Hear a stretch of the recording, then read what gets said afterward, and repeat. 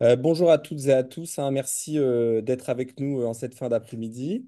Donc, je remercie Pulmonix pour avoir organisé ce webinaire.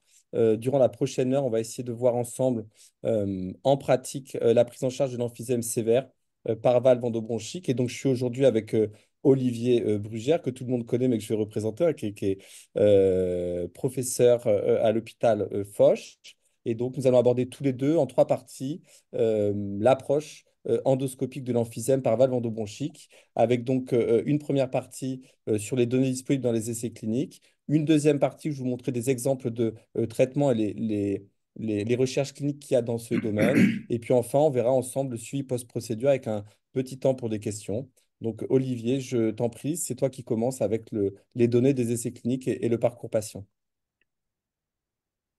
Alors, merci Thomas. Bonjour à toutes, bonjour à tous. On va démarrer donc avec des généralités et puis les critères et un peu l'historique de cette réduction de volume. Euh, Moi, je suis pneumologue à l'hôpital Foch. Alors, la réduction de volume pour emphysème, pourquoi? Pourquoi? Et en premier, l'emphysème, il faut rappeler que l'emphysème représente un phénotype assez fréquent de la BPCO, hein, qui représente une atteinte extrinsèque avec du parenchyme, hein, avec une perte des fibres élastiques qui va donner une altération d'élasticité et puis une limitation des débits aériens avec le TVO qui va s'installer. Ça va surtout conduire à un essoufflement progressif des patients et avec un handicap qui va altérer profondément leur qualité de vie. Et on rappelle que c'est la troisième cause de mortalité. Alors, l'algorithme thérapeutique pour les patients qui sont atteints de BPCO en 2024, vous les connaissez. Ils incluent les traitements médicamenteux, la réhabilitation respiratoire, mais il faut penser aux traitements instrumentaux de l'emphysème pour les patients les plus sévères, où on va discuter soit une réduction de volume, soit une transplantation pulmonaire, c'est-à-dire pour les patients qui ont un VEMS inférieur à 50%. Alors, la physiologie supposée de cette réduction de volume, c'est clairement la réduction de l'hyperinflation, qui est obligatoire pour l'envisager. On sait depuis longtemps que la capacité inspiratoire et à l'effort est directement, qui est le reflet de la distension, est corrélée à la capacité d'effort, à l'exercice. Et donc, la physiologie supposée, c'est de réduire les zones les plus malades, hein, en les excluant de la ventilation et du parenchyme, ce qui permet de réexpandre les zones les moins détruites, les mieux préservées, et également, en diminuant le volume, d'améliorer la fonction diaphragmatique. Alors, il faut aussi rappeler un élément important qui a conduit à cette réduction de volume, c'est que l'hyperinflation est en soi, en cas quand elle est présente, un facteur clair associé à la mortalité chez les BPCO, comme le montre cette étude finalement assez récente où vous voyez les patients les plus distendus avaient une survie très inférieure aux patients moins distendus qui étaient plus avec une BPCO intrinsèque. Alors c'est un chirurgien euh, Cooper aux États-Unis qui a remis au goût du jour cette technique, initialement chirurgicale. Alors c'est vrai que c'était un petit peu transgressif et contre-intuitif d'aller enlever du parenchyme à des patients qui respirent mal, mais il avait publié une série de 20 patients, voilà, pour lesquels il était pratiqué des sternotomies médianes et puis des agrafages des zones les plus détruites des sommets, avec une amélioration de ces patients très claire, hein, une amélioration de 82% de EMS chez ces patients. Donc, c'était une preuve de concept déjà clinique que la réduction de volume, ça marche. Alors, ça marche, mais ça conduit aussi un peu plus tard à pratiqué et envisagé une grande étude qui a été effectuée aux USA, initiée d'ailleurs par les assurances qui voulaient vérifier que le traitement était bénéfique pour les patients.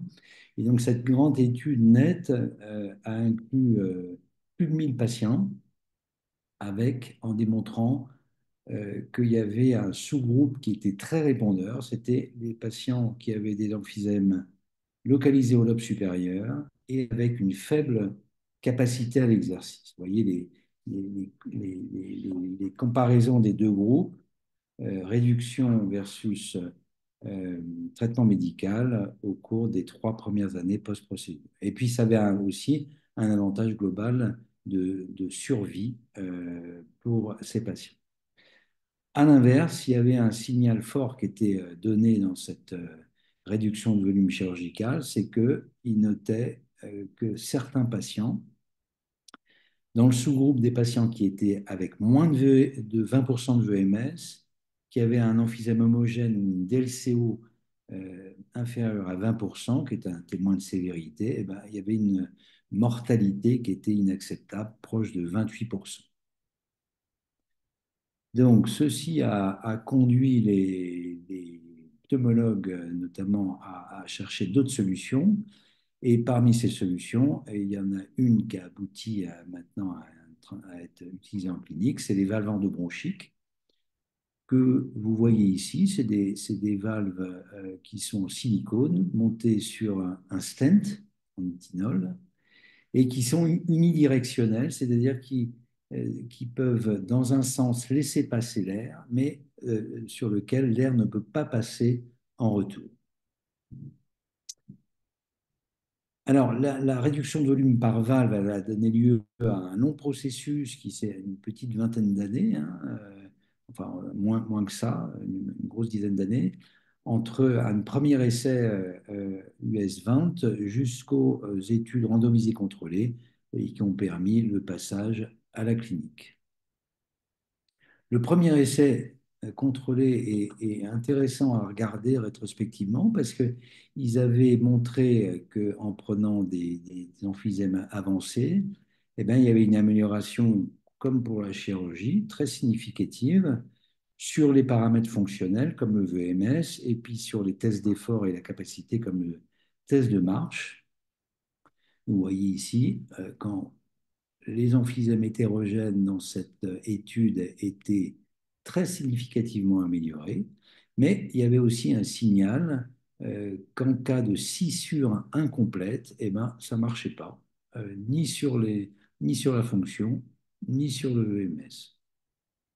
Alors pourquoi ça ne marchait pas? Ben, ça paraît un peu évident, non, mais ça a quand même été fait. Ça ne marchait pas parce que en cas de scission incomplète, se produit une ventilation collatérale, donc un passage d'air à travers cette scissure qui est perméable, qui est CV+, et donc les valves Zéphyr ne peuvent pas être posées en cas de ventilation collatérale parce que l'air va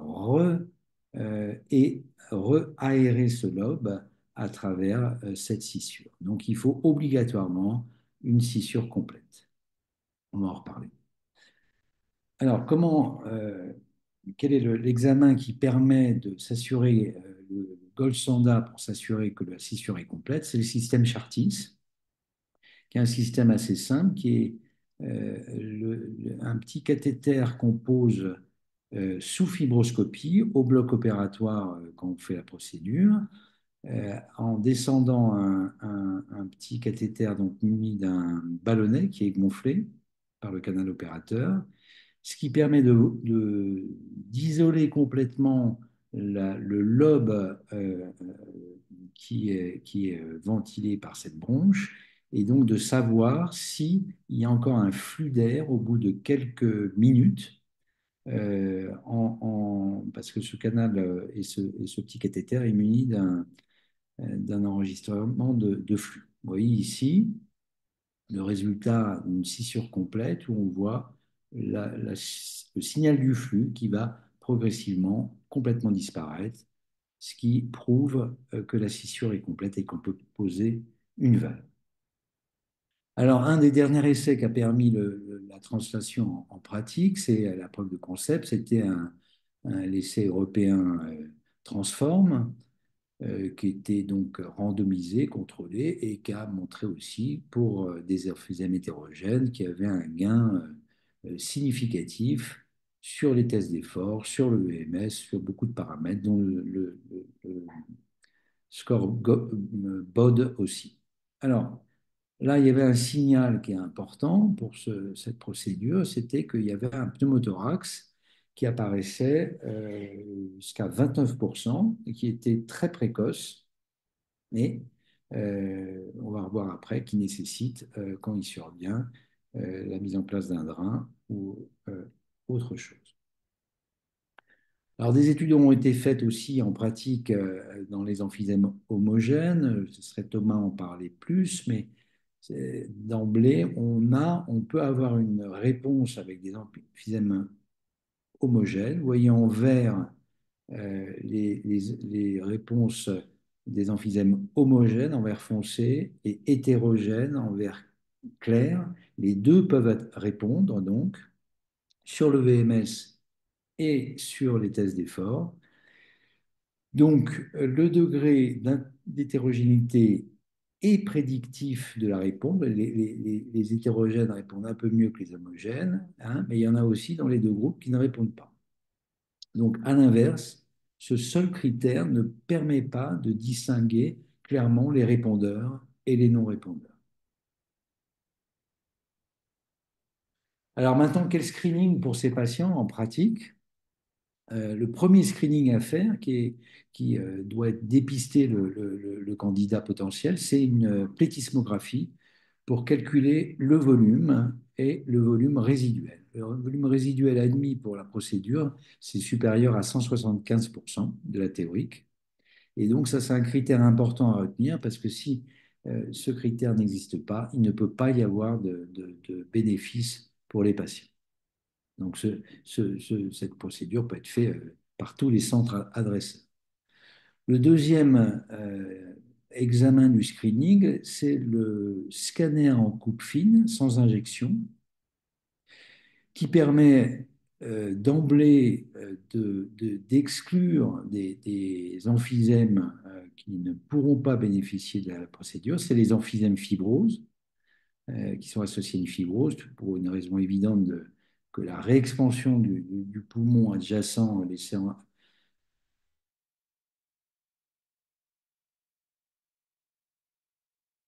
infectieuse.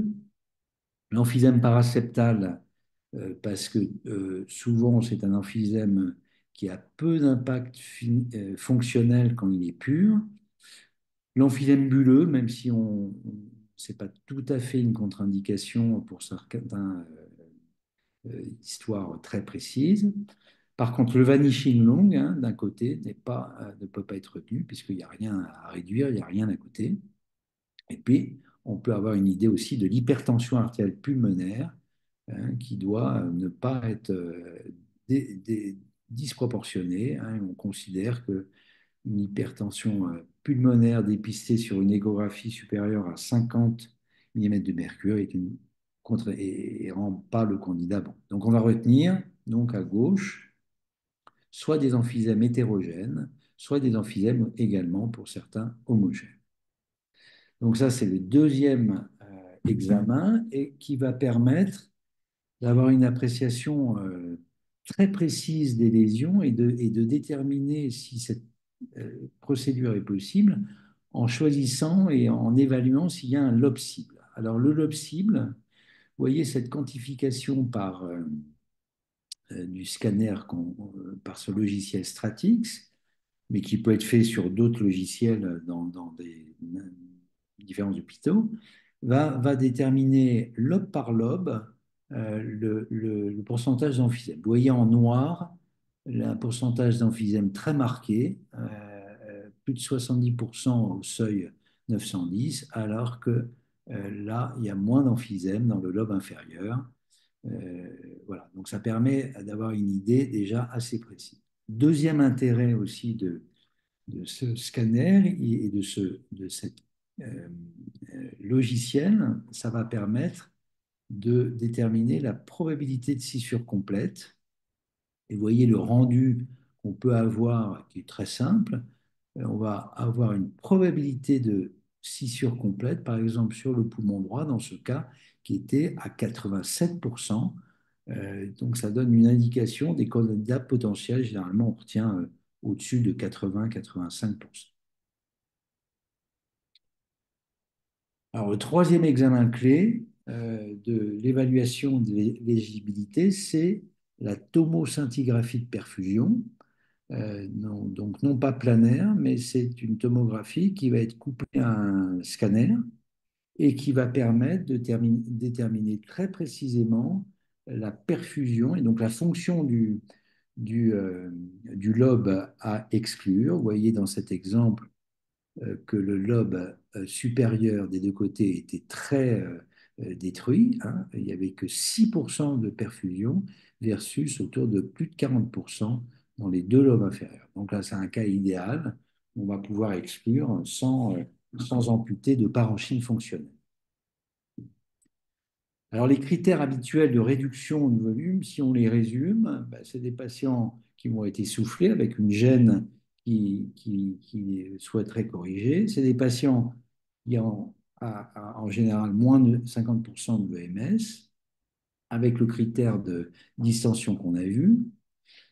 C'est des patients qui sont peu hypoxémiques, pas trop hypoxémiques, ça témoigne plutôt à ce moment-là d'une bronchopathie intrinsèque et donc les candidats qui ont beaucoup d'emphysème n'ont pas ces valeurs.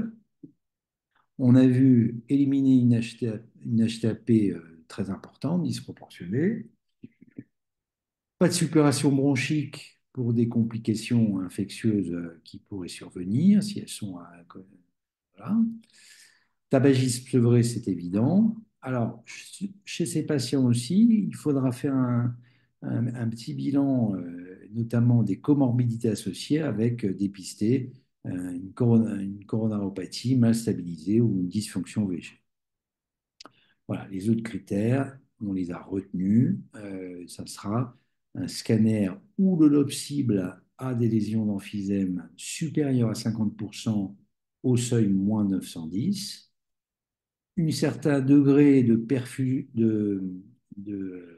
gradient perfusionnel, notamment pour les cas homogènes, et puis le critère de scissure complète. Alors, les valves ont été approuvées par l'HAS en 2019 et a permis l'extension et la diffusion dans les centres qui sont conseillés, bien sûr, d'être associés avec un service de chirurgie thoracique et de réanimation, et puis associés avec une RCP pour le choix et le screening final des candidats. Le parcours de soins, si on le résume à partir du pneumologue référent qui adresse un patient dans un centre pour évaluer l'éligibilité, premier critère, c'est fonctionnel, c'est le VR.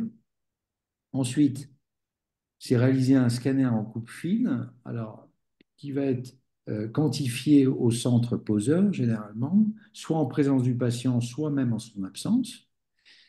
La réalisation du bilan complémentaire et de la tomoscintigraphie dans le centre poseur qui va envisager le traitement.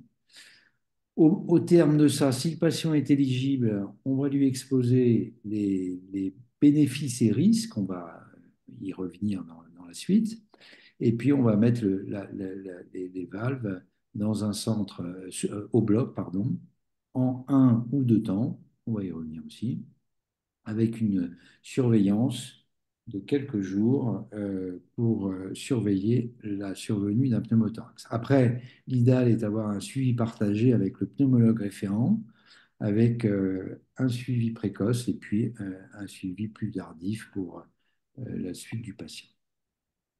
Voilà, alors maintenant je vais passer la parole à Thomas Egenot, qui est à Limoges, à un centre expert et à gros volume dans cette technique. À toi, Thomas. Parfait, merci Olivier. Donc mes liens d'intérêt. Donc là, vous venez de voir pendant 20 minutes le parcours patient, extrêmement important, hein. Il faut qu'on communique beaucoup sur la technique pour amener les patients des centres périphériques qui voient énormément de malades qui pourraient être candidat, en tout cas chez qui la technique pourrait être évoquée, jusqu'à l'implantation. Donc, on va voir, hein, ces petites valves sont donc délivrées par voie endoscopique avec un cathéter qui va permettre de déployer la valve, pardon, dans un segment. Et l'idée, c'est de pouvoir traiter tous les segments du lobe afin d'envisager et de permettre une rétractation du lobe traité et puis corriger tout le fonctionnement du diaphragme, les mécanismes de l'hyperinflation et ses conséquences. Donc, on va voir ça dans une vidéo didactique dans laquelle on vous montre réellement comment on pose les valves. Donc vous avez deux diamètres de valve et pour chaque diamètre, vous avez deux tailles, hein. Donc vous avez un cathéter qui va vous aider dans cette procédure. Donc la première chose, c'est que vous allez vérifier que le diamètre de la valve est bon. Et pour ça, vous avez les ailettes. Les petites ailettes vous donnent le plus petit diamètre que vous pouvez traiter, alors que les plus grandes, le plus grand. Une fois que vous avez choisi votre diamètre, pour chaque diamètre, vous avez deux longueurs, une taille grande et une LP pour low profile, qui est une petite valve. Il faut être sûr que les épaules vont bien s'ouvrir au niveau de l'ostium. Pour la pose, une fois que votre valve a été chargée par l'infirmière, vous avez deux façons. Soit vous vous repérez en distalité du cathéter et vous allez vous repérer sur la carène sous-jacente en venant appuyer la valve dessus pour être sûr qu'elle étanchifie bien les deux segments sous-jacents. Mais dans certains cas, ce n'est pas possible et dans ce cas-là, il faut se céder des repères de profondeur et les mettre un tout petit peu plus en distalité que l'ostium pour être sûr que la valve vienne bien s'ouvrir. Les deux techniques sont équivalentes. Voilà, donc ça c'était le déroulement, hein. C'est finalement assez simple. Il faut compter environ 1 heure. Il y a le chartis que Olivier vous a montré, et puis donc ces cathéters de pose avec deux tailles de valves différentes et pour chaque taille des longueurs différentes. Donc c'est pas la partie la plus compliquée. Ce qui est important, c'est de sélectionner les bons malades, et il nous paraissait important de vous montrer des exemples pratiques pour vous expliquer un petit peu qu'est-ce qu'on peut obtenir avec la technique. Donc ça, c'est un patient que on a traité sur Limoges, hein, donc une BPCO, il est dénutri, il est sevré bien évidemment de son tabagisme, hein. Ça, c'est une étape qui est indispensable, hein. Nous, on screen des malades fumeurs, mais quand ils n'ont pas arrêté, on ne les traite pas. Des fois, ça peut les motiver pour arrêter, hein, mais tant qu'ils ne sont pas sevrés depuis au moins 3 mois, on ne leur propose pas le traitement. Euh, il est sous Trelegy et sa dernière réhabilitation a été réalisée dans l'année. Ça aussi, c'est une étape importante.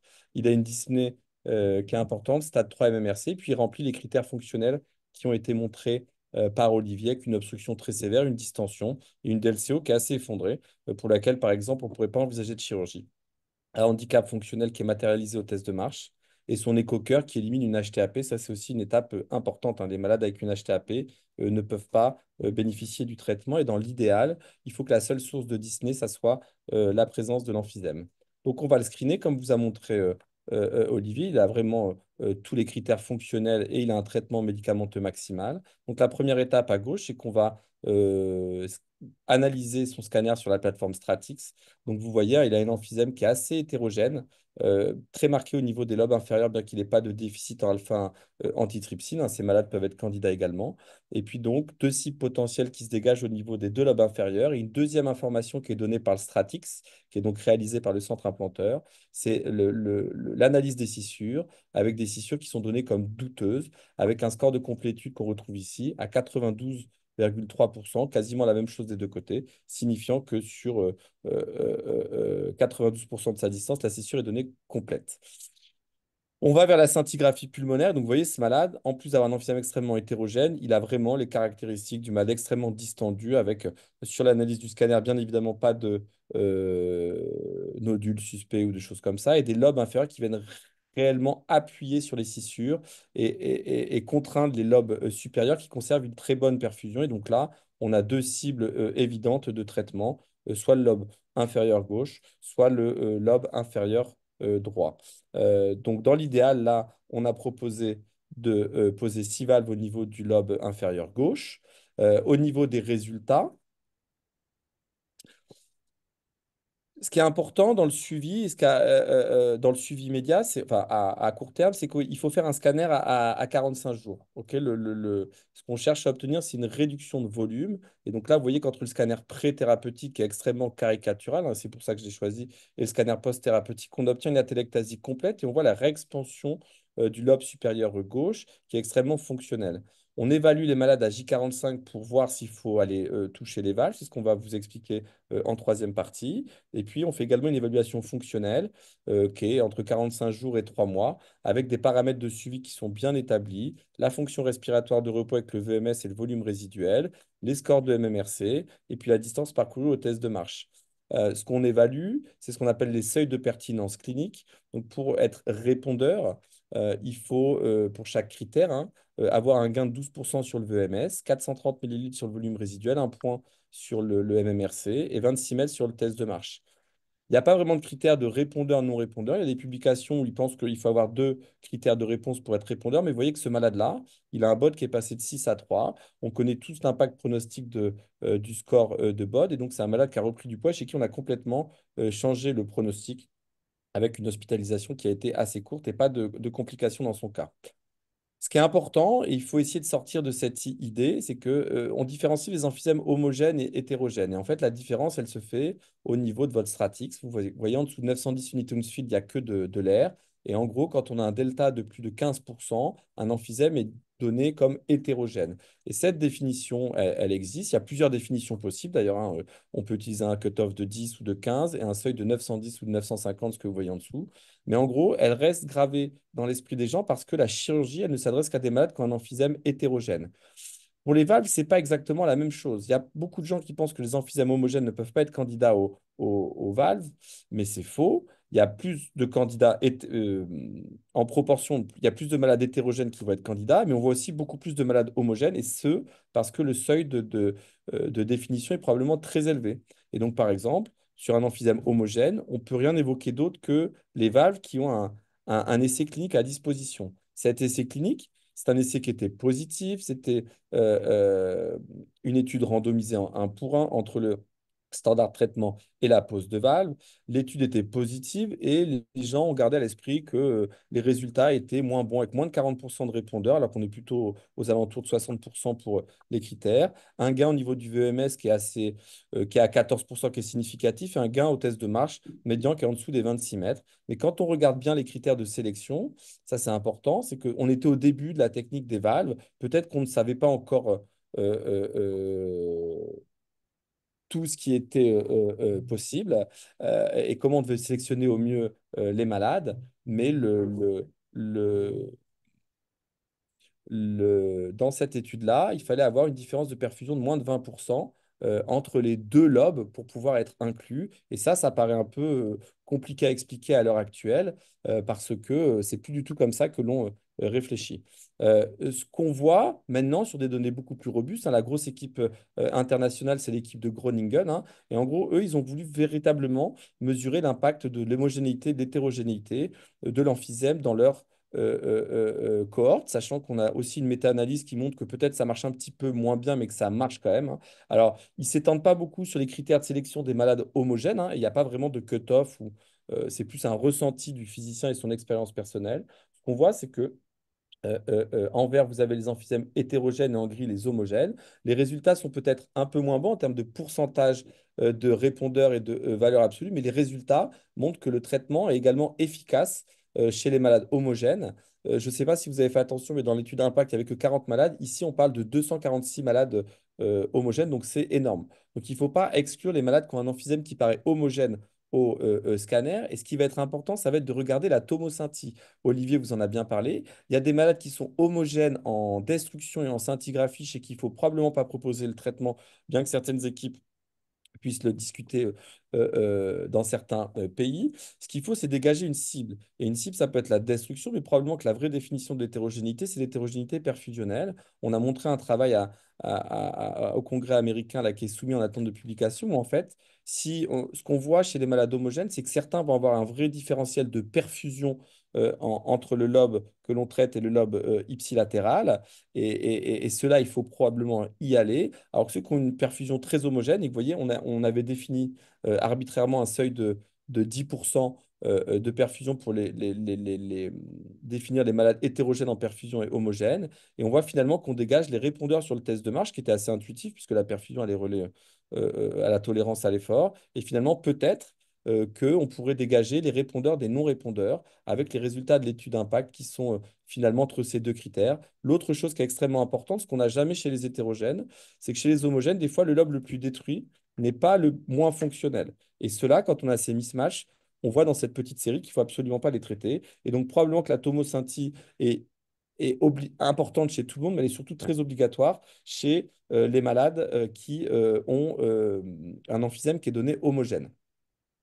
L'exemple du bon patient homogène, alors lui, il réunissait tout, un malade extrêmement détruit. Il y a des endroits où on ne traite pas ces malades parce qu'on considère qu'ils sont trop à risque de complications, artéritique, fumeur à 80 paquets années, dénutri, il est sous oxygénothérapie, il est réhabilité, hein. C'est un malade qui a consulté il y a plusieurs années, mais que je montre souvent, très dyspnique, qui remplit les critères fonctionnels avec une obstruction qui est sévère, une distension qui est extrêmement importante, un test de marche qui est perturbé, bien évidemment, encore, pas d'hypertension artérielle pulmonaire. Ce qu'on voit sur l'analyse de son scanner, c'est qu'il a un emphysème qui est plutôt homogène. Maintenant, vous connaissez la définition et le cutoff de 15%, avec des lobes qui sont extrêmement détruits. Mais finalement, quand on regarde sa scintigraphie pulmonaire et sa tomosynthie, hein, dans l'idéal, on voit que finalement, ses lobes supérieurs perfusent beaucoup plus que ses lobes inférieurs et que lui aussi a une possibilité de traitement des deux côtés avec des scissures qui sont données complètes. Donc, on a décidé de lui poser 6 valves. On a choisi le lobe inférieur gauche. Pourquoi? Parce que le lobe inférieur gauche avait un volume qui était considéré comme plus important avec un plus gros potentiel de pneumoréduction. Et puis dans le raisonnement aussi, on s'était dit que le lobe ipsilatéral, en l'occurrence le lobe supérieur gauche, était plus performant. Donc bien évidemment, comme Olivier vous l'a dit, il a bénéficié d'un Chartis en amont. Et là aussi, sur les résultats, eh bien, l'analyse de la réduction de volume qui signe le succès anatomique de la technique, hein, on voit qu'entre à 3 mois, il y a une atelectasie presque complète qui se crée. Et puis, on voit que sur l'évolution des paramètres fonctionnels au repos, toujours à l'effort, et puis au test de marche, là aussi, hein, on a une atteinte des seuils de pertinence clinique sur les 4 critères, avec un index BOD qui passe de 7 à 4, et donc un pronostic qui change, là aussi, chez un malade qui avait repris du poids. Donc, je vous ai montré vraiment deux résultats extrêmes. Ce n'est pas les résultats qu'on retrouve chez tout le monde, mais c'est des choses qui sont possibles. On change complètement le profil évolutif de la pathologie. Alors, est-ce qu'il y a des données de vraie vie? On a parlé d'essais randomisés. La technique de réduction de volume par valve, eh bien, elle a eu un avis favorable de la CNEDIMS en 2019. C'était juste avant le confinement pour le Covid. ASMR3, donc c'est un exploit entre guillemets, parce que la majorité des dossiers sont ASMR4, c'est à peu près ce qu'on peut espérer au mieux. Ça concerne moins de 2% des dossiers, mais ce remboursement s'appuyait sur les données des essais randomisés à disposition et il était donné pour 3 ans et conditionné par la mise en place d'un registre permettant d'inclure 150 patients pour confirmer les résultats des RCT publiés avec ce qui est résumé plus et qui a été montré par Olivier, des résultats positifs en termes de fonction respiratoire de repos à l'effort et de qualité de vie, et puis des taux de répondeurs qui s'approchent de 60%, sachant que il y a des malades qui vont répondre plutôt sur les critères fonctionnels de repos, d'autres à l'effort, et les super répondeurs, comme je vous ai montré, qui peuvent s'améliorer sur les 4 critères. Ce registre, donc, il a été mené dans une grosse quinzaine de centres, hein. Le critère de jugement principal, c'était le pourcentage de répondeurs pour le VMS à 12 mois. On a choisi de mettre le VMS parce que c'est le critère qui semblait le plus reproductible et peut-être moins perturbé par d'autres éléments que le test de marche. Donc, on a pu inclure 154 patients. L'information qui est importante, c'est qu'il y avait une majorité de malades qui avaient un emphysème homogène, hein. Donc, ça, c'est la vraie vie, hein. Moi, dans ma cohorte, on traite plus de 50 malades par an. Il y a 60-70% plutôt même 70% d'homogènes. Et donc, les malades étaient traités selon des pratiques de soins courants. Et en fait, ce qu'on voit, c'est que la médiane de réduction de volume est à peu près à 1 litre. C'est ce qu'on retrouve dans les essais. On considère que c'est le seuil de pertinence clinique. Il faut une réduction de moins 50% et peut-être 1 litre pour que le malade ait un bénéfice. Et on voit que finalement, le taux on a quasiment un malade sur deux qui est encore répondeur à 12 mois avec un bénéfice qui semble se maintenir et des données qui paraissent en accord avec ce qu'on on retrouvait dans la littérature et pas de nouveau signal en termes de c'est pas d'efficacité, c'est de toxicité, pardon. Donc le succès de ce registre, il a permis d'obtenir la poursuite du remboursement extrêmement récemment. Et donc, on peut vous dire qu'on a des données de phase 4 qui confirment clairement ce qu'on a retrouvé dans les essais randomisés et peut-être même un peu mieux chez les homogènes, et peut-être plus en accord avec ce qui avait été publié par l'équipe de Groningen, puisque, encore une fois, il y a une majorité de malades homogènes dans cette étude. Donc, si on synthétise un petit peu, cette réduction de volume par valve endobronchique, eh bien, c'est actuellement, et il y a vraiment un besoin qui est non couvert, c'est le seul traitement endoscopique et qui est disponible en soins courants. Donc, en gros, chez vos malades distendus qui ont un traitement maximal et qui sont sevrés de leur tabagisme, bah, il faut évoquer soit les valves, soit la chirurgie.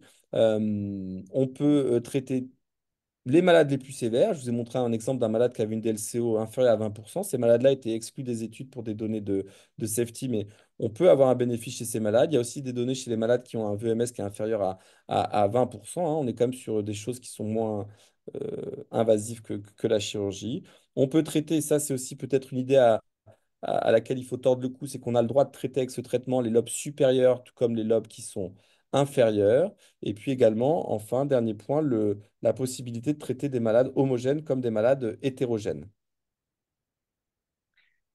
Ok, merci Thomas. Donc maintenant, tu vas continuer à nous informer et sur l'importance du suivi immédiat, hein, post-procédure, qui est majeur pour la révision en bronchoscopie qui, on va le voir, doit être un peu rapide avec un suivi spécialisé. Alors, merci Olivier. Ça, c'est un autre message qui est important.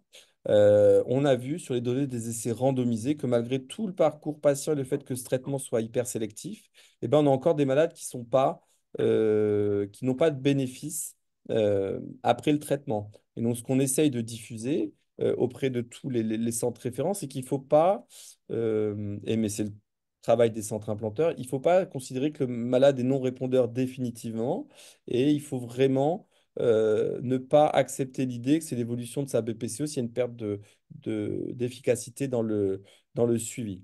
Donc, dans les résultats des essais cliniques, c'est extrêmement important. Moi, j'insiste toujours quand je vois les malades en consultation. Premier message, je ne suis pas sûr que vous allez être candidat. Ça, Olivier vous l'a expliqué, c'est le Chartis. Je ne suis pas certain que vous allez être amélioré. C'est hyper important. À partir du moment où ils se disent qu'ils vont avoir des valves, ça va forcément marcher. Ça marche dans une très grande majorité des cas. Mais il y a aussi des malades qui sont non répondeurs, il faut leur dire. Puis il faut aussi leur dire que le traitement est réversible.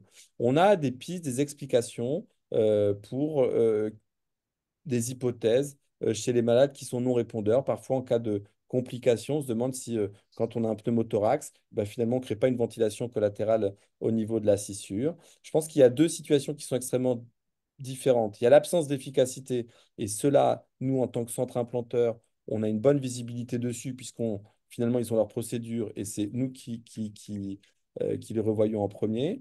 Peut-être qu'un des messages à retenir, c'est la perte d'efficacité. C'est-à-dire qu'on voit encore, et c'est légitime, hein, des malades qui, 3 ans après leur réduction de volume, sont adressés à 200-300 km de chez nous, et puis on reçoit un courrier où il y a marqué que le FR s'est dégradé, et forcément, vous, bah, vous ne pouvez pas penser à renouveler le scanner, mais c'est un message qui est important, hein, parce que ce n'est pas forcément l'évolution de la BPCO. On peut avoir une fuite qui s'est créée, et donc ça peut être réversible. Et puis aussi les bronchoscopies de révision. Elles peuvent être indiquées en cas de complications. C'est toute la flexibilité de cette technique, hein. Quand on a des pneumothorax non résolutifs, plus rarement des pneumopathies en distalité des valves ou des réactions inflammatoires responsables d'une toux importante, et ben, la grande force de cette thérapeutique, c'est la réversibilité. Euh, la première chose, et ça c'est un message à faire passer, on a la chance d'avoir un facteur prédictif de succès. Donc ça a été montré, l'étude Vent, hein, par Olivier, donc je ne reviendrai pas dessus, mais clairement, la première question à se poser quand le malade n'est pas répondeur, c'est est-ce que j'ai fait une bonne évaluation initiale de la ventilation collatérale? Et ça, c'est le travail des centres implanteurs, mais parfois c'est difficile de faire un Chartis. On peut avoir la tentation de se dire, bah, finalement, c'est réversible, je suis pas très sûr de mon Chartis, donc je vais quand même mettre les valves et puis je les enlèverai s'il y a un problème. C'est vraiment une étape qui est hyper importante parce qu'après, on peut devenir dans des algorithmes de prise en charge qui sont peut-être moins non invasifs ou minimalement invasifs, et on multiplie les bronchoscopies de révision, alors que finalement, dès le début, bah, l'évaluation était fausse. Donc, encore une fois, Chartis, systématique avant traitement, une étape extrêmement importante dans la prise en charge du malade. Ensuite, la deuxième étape, nous, c'est comme ça qu'on fonctionne en tout cas. On vérifie que notre chartis était bon. Et ensuite, il faut mesurer la réduction de volume. C'est hyper important.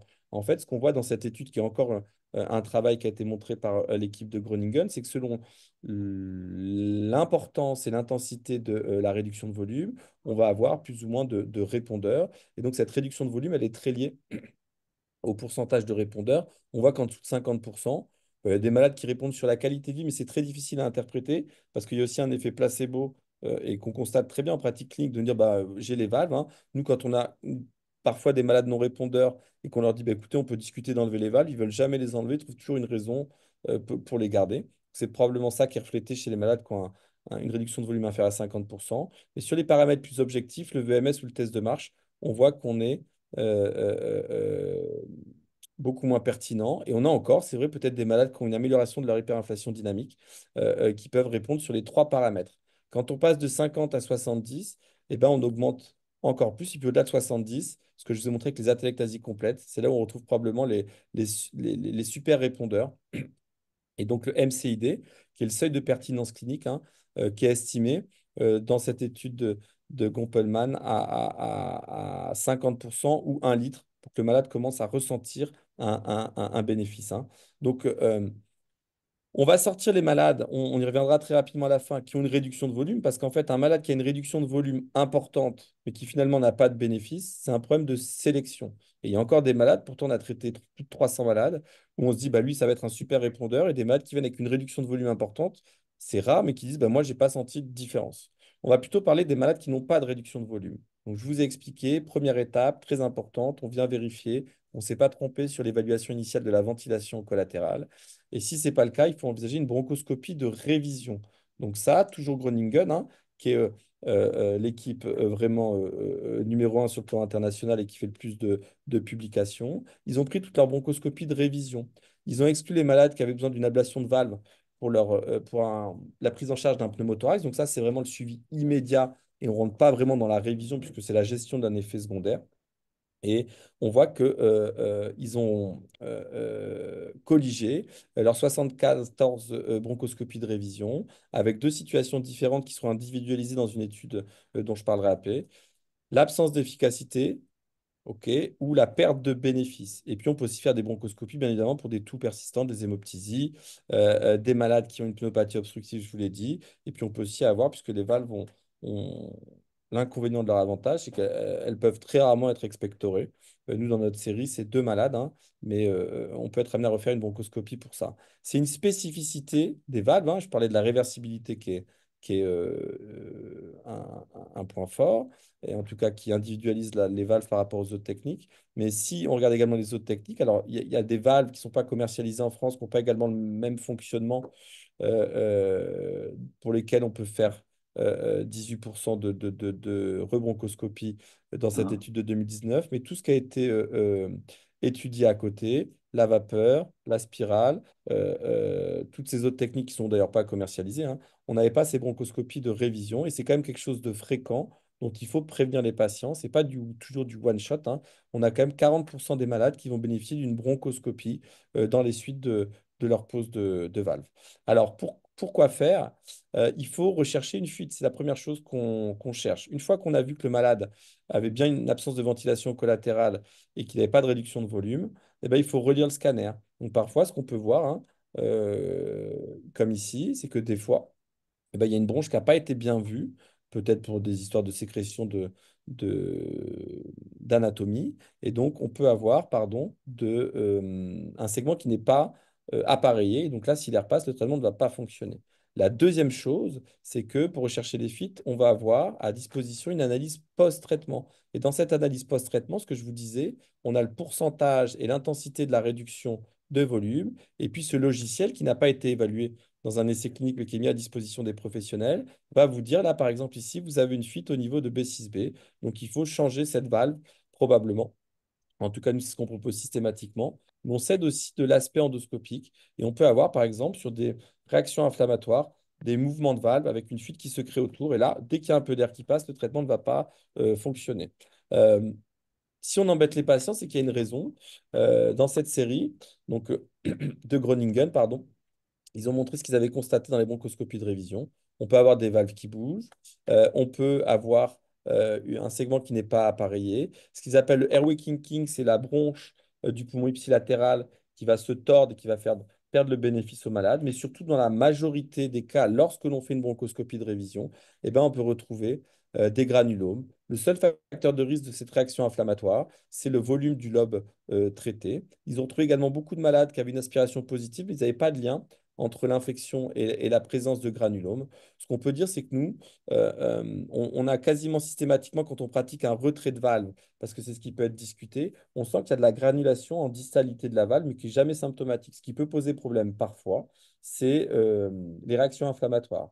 La plupart du temps, ça peut être responsable de fuite, et puis des fois, on a une toux importante, etc. Et donc là, on peut enlever les valves pour laisser le temps de cicatriser. Ce qu'Olivier vous a montré également, c'est qu'il y a un petit bec qui s'ouvre et qui se ferme pour laisser sortir l'air. Et parfois, ce bec, il est encrassé par des sécrétions. Et tout ça pour dire que la flexibilité aussi de ce traitement, ben, elle s'accompagne d'ablation et de repose de valves qui sont quand même pas exceptionnelles, mais qui rendent service aux malades, puisque dans cette série, vous voyez qu'ils arrivaient à obtenir un gain supplémentaire sur le VMS et sur le volume résiduel. Donc, pour continuer avec cette bronchoscopie de révision, pour changer, on va partir de Groningen et passer à Heidelberg, là, qui est aussi une grosse équipe. Juste pour vous dire qu'il y a vraiment une différence entre l'absence et la perte de bénéfice. L'absence, nous, on les voit, premier bilan, il n'y a pas de réduction de volume. Je vous ai expliqué le raisonnement. Ils ont fait un peu le même travail, d'accord, où ils montraient, oui, donc il y a certains malades qui peuvent aller jusqu'à 9, 12 bronchoscopies de révision. Nous, on s'arrête probablement un peu avant. Et globalement, sur les réimplantations de valves, probablement qu'à 2, si les malades à la deuxième refont, par exemple, une réaction granulomateuse intense, on va plutôt arrêter. Mais donc, ils montraient qu'ils avaient une amélioration symptomatique pour le malade et objectivée par le test de marche et le VMS. Mais et ils avaient 26% d'atelectasie en plus avec ces réductions de volume. Mais clairement, dans ces malades, il y avait seulement un malade sur quatre qui n'avait aucune réduction de volume après le traitement initial. Alors que finalement, dans les indications, et c'est pas noté dans le, dans la diapositive, il y avait autant de malades qui n'avaient pas de bénéfice que de perte de bénéfice, et peut-être même un peu plus. Donc clairement, les malades qui n'ont pas de bénéfice, bah, il y a des malades qui sont non répondeurs et on peut avoir du mal à les individualiser. Mais les malades qui ont une perte de bénéfice, qui repartent en suivi sur les centres référents, il faut vraiment penser à faire un scanner parce que des fois, on peut authentifier une fuite, une levée d'atelectasie. Et si ces malades avaient une atelectasie au préalable, c'est assez facile de les retrouver.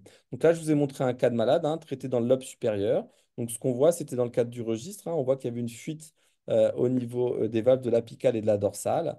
Et donc, on le voit d'ailleurs sur le scanner, quand on regarde bien qu'il y a un passage d'air, les valves étaient probablement trop petites chez ce malade, même si nous n'avions pas à suspecter. Et en fait, après la bronchoscopie de révision, ce malade, il a présenté une atelectasie. Donc, ce n'est pas tous les malades, mais il faut des fois aller chercher avec, via plusieurs bronchoscopies le bénéfice du malade. Voilà, donc ça, j'en ai parlé.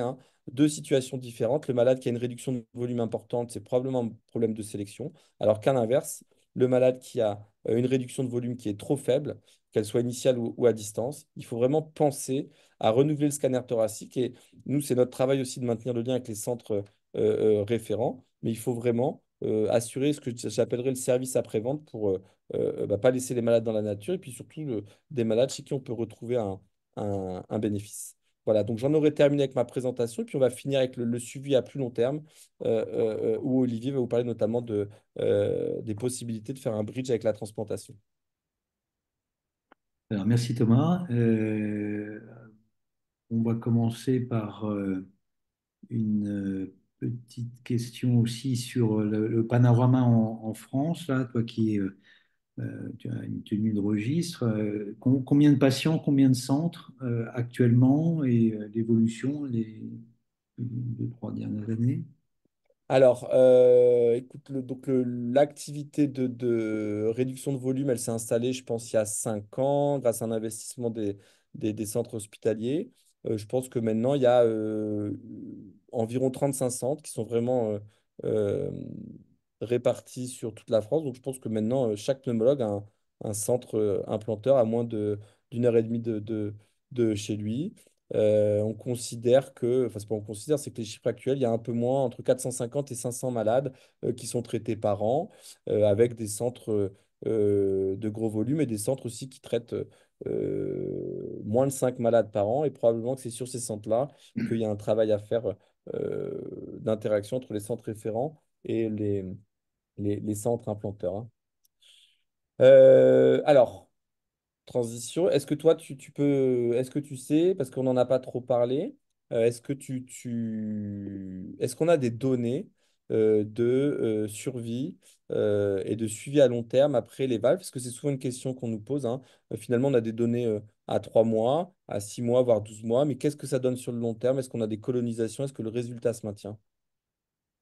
Voilà, alors c'est une question effectivement qu'on se pose et il y a un travail très, très intéressant qui a qui est publié depuis 2019 où sur une série, il regardait la survie chez les patients ayant une atectasie en post-procédure versus ceux sans atélectasie et ça rejoint un peu les données chez l'emphysème tout venant, où on voit que l'hyperinflation, eh ben, c'est un facteur, plus on a, plus les patients ont une survie inférieure.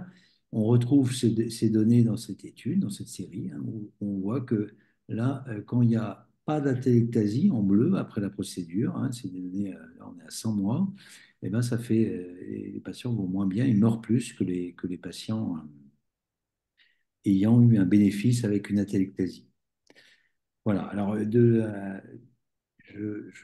te pose aussi une question un peu fréquente, et puis avec l'historique de la réduction, on est passé à des années où la chirurgie avait ses adeptes, elle les a toujours, hein, mais la, la- la- la- disons que l'activité de chirurgicale de réduction a bien sûr grandement diminué. Et dis-nous un mot sur voilà, la chirurgie versus les valves chez les patients qui ont, disons,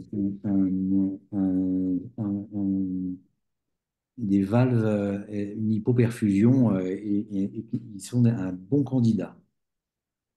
Alors, c'est évident qu'il y a des indications croisées, hein, entre des patients qui peuvent être candidats aux valves et à la chirurgie. Donc, c'est vraiment une question qui a été posée.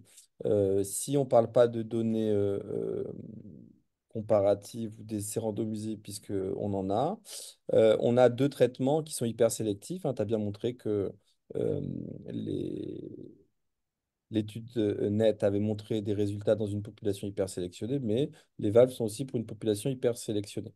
Il y a deux informations qui sont toujours très importantes quand tu décides de ton traitement instrumental. C'est quelle est la cible, d'accord? Est-ce que j'ai une cible qui est pertinente? Et dans ce cadre-là, si on regarde juste les scores de perfusion, de distension, je n'ai pas de chiffre exact, mais peut-être qu'un malade sur trois, juste sur les données de la cible, serait candidat aux valves et à la chirurgie. Mais c'est vrai que quand on discute dans notre réunion régionale multidisciplinaire qu'on a montée avec Charlotte Vernier-Nègre et Julien Dutil, eh bien,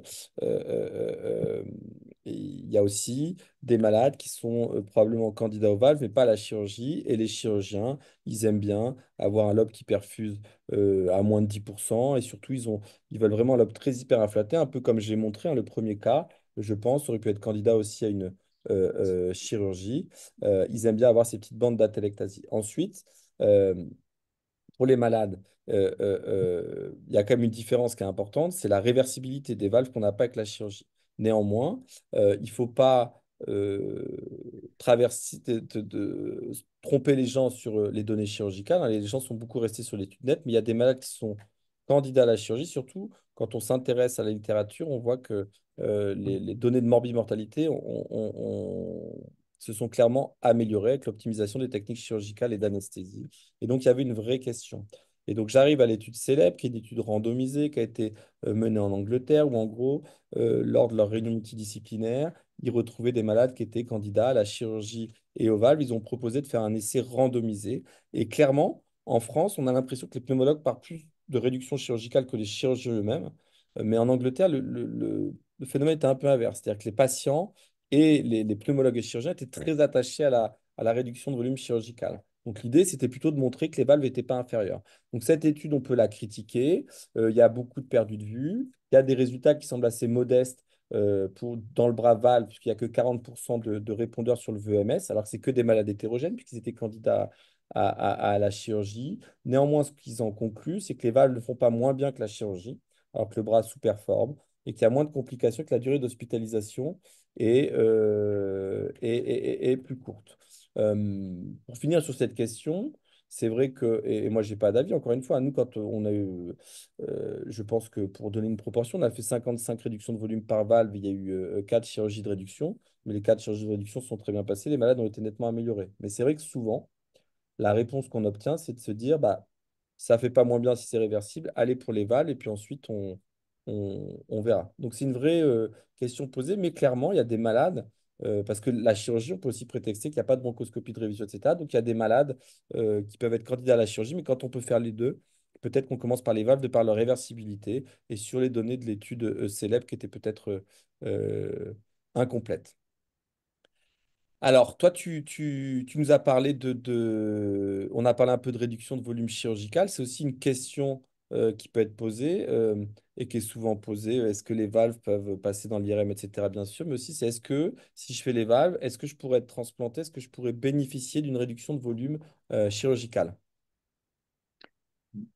Merci Thomas. Oui, c'est une question importante parce que finalement, dans l'évolution d'un patient BPCO emphysémateux, maintenant, quand il arrive, surtout chez les patients les plus sévères qui arrivent à la question réduction de volume, eh ben, c'est des patients, même s'ils l'ont et qu'il y a un bénéfice, rien n'empêche après d'effectuer une chirurgie de greffe hein, et on n'a même pas besoin d'enlever les valves qui seront enlevés lors de l'explantation des greffons. Voilà. On a aussi à l'inverse le cas de figure où des patients arrivent à la question transplantation et finalement, comme on doit le faire pour tous les patients emphysémateux candidats à la greffe, eh ben, on peut se poser la question, tiens, est-ce qu'il n'y a pas un, un- un pont, un bridge à faire pour retarder un petit peu la transplantation chez un patient qui va être greffé parfois 2, 3, 4, voire un peu plus d'années plus tard. Voilà, une question très, très importante. Alors, je me rends compte qu'on a des questions-réponses là dans le chat. Donc, il y a une première question à laquelle je vais peut-être deux premières questions, je peux peut-être répondre. Donc, il y a une première question, c'est comment est-ce qu'on explique la réaction entre l'emphysème homogène au traitement par rapport à l'emphysème hétérogène? Bah, je pense que les malades hétérogènes sont des meilleurs candidats. On le voit sur les analyses de Stratix parce que un des points faibles, en tout cas qu'on peut prétexter aux valves, c'est qu'on cible un lobe. Et donc, on va être amené à occlure des zones qui peuvent être parfois fonctionnelles et ce qui peut nuancer un petit peu les résultats. Et c'est peut-être ça qu'on retrouve plus fréquemment chez les malades homogènes que chez les malades hétérogènes, hein. Euh, c'est une histoire de cible. On ne peut pas proposer de traitement, quel qu'il soit, sans avoir de cible. Et les malades hétérogènes vont avoir une cible qui est beaucoup plus claire que les malades homogènes. Néanmoins, hein, j'insiste, hein, c'est pas parce qu'on a un emphysème homogène au scan qui sera homogène en perfusion et c'est extrêmement important.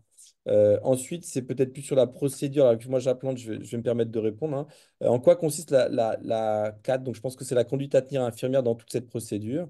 En pré et en post-procédure, il n'y a pas grand-chose de particulier, hein. Nous, le screening, alors, c'est peut-être l'occasion de parler de notre fonctionnement qui est un petit peu différent. Par exemple, la Foch, bah, tu m'arrêtes si je me trompe, Olivier screen et il y a d'autres gens qui implantent.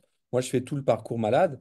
Et l'infirmière là-dedans, on a une infirmière coordinatrice BPCO. Et pour le bloc, encore une fois, hein, poser une valve, c'est pas ce qu'il y a de plus compliqué. Ce qui est important, c'est de sélectionner les malades et de gérer le suivi. C'est une formation qui est très rapide. Je vous ai montré les cathéters, hein. Donc, il nous faut un cathéter de Chartis et deux cathéters de pose, parce qu'il y a deux tailles différentes. L'infirmière, elle charge les valves. Elle vous passe le cathéter qui passe dans le canal opérateur. Mais globalement, pour des infirmières qui ont l'habitude de faire de l'endoscopie interventionnelle, ça ne va pas vraiment modifier leur pratique. Et puis, encore une question, bah, l'IRM, j'en ai parlé, donc pas de contre-indication si on a des valves pour passer une IRM. Et peut-être une question pour toi, Olivier, est-ce que l'utilisation de l'IPPB chez un patient implanté avec des valves est une contre-indication? De glu, de De colle, l'IPPB, il y a une question de Olivier Lèbre, très honnêtement, l'IPPB, c'est quoi? je ne sais pas. Donc peut-être Je qu'il m'en peut occupe. préciser. Non, je ne sais pas. Chez le patient implanté avec les valves pulmonaires, c'est une contre-indication. Bon, globalement, il n'y a pas vraiment de IPPV. contre-indication à quoi que ce soit. Et les valves sont en place et exceptionnellement peuvent bouger, mais c'est quand même plutôt assez rare. Ah, dispositif, Si, ok. ouais. Si, si Est-ce on... qu'ils peuvent utiliser une PPC ou une VNI? Je te laisse peut-être répondre. Ah, oui, oui, oui, tout à fait. Aucun... Il y a pas de contre-indication Il n'y a à pas de ça. risque, on en a parlé un petit peu, mais une fois que la réduction de volume est faite, il n'y a plus de risque de pneumothorax. Peut-être que la question qui est posée derrière, c'est ça. Mais on peut traiter des malades qui sont ventilés. Nous, souvent, on propose d'interrompre la ventilation pendant les 48 premières heures parce que c'est là qu'il y a le plus gros risque de pneumothorax. Et puis, ils peuvent reprendre 5 jours après. Mais une fois que la réduction de volume s'est constituée, il n'y a plus de risque de pneumothorax et donc ils peuvent faire la ventilation sans problème.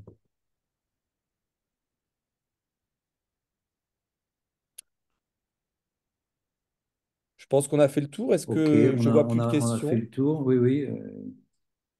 Je reviens à la question là, qui est effectivement, je pense, la plus posée, même, même, même chez des centres implanteurs, hein, avec le- le- la pratique et l'évaluation des emphysèmes homogènes, qui est quand même la question, une question délicate. Euh, et voilà, il faut retenir que le bénéfice qui va y avoir après une pause de valve, ça va être un équilibre entre la réduction de l'hyperinflation qui apporte quelque chose et puis l'amputation l'amputation de trop de parenchyme si on s'est trompé. Voilà. Tout à fait, tout à fait. Après, je pense que voilà, il ne faut pas hésiter à screener les malades hein, pour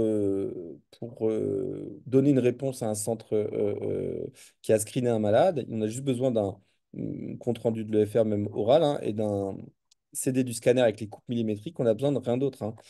Ça permet de faire l'analyse statique, ce dont on vous a parlé, et ensuite on voit, mais après le reste, c'est nous qui le faisons. Donc c'est notre job en tant que centre implanteur bah, de voir beaucoup de malades, hein. Nous, c'est sûr qu'on voit, on traite 20-25% des malades que l'on reçoit et des malades qui ont été pré-screenés.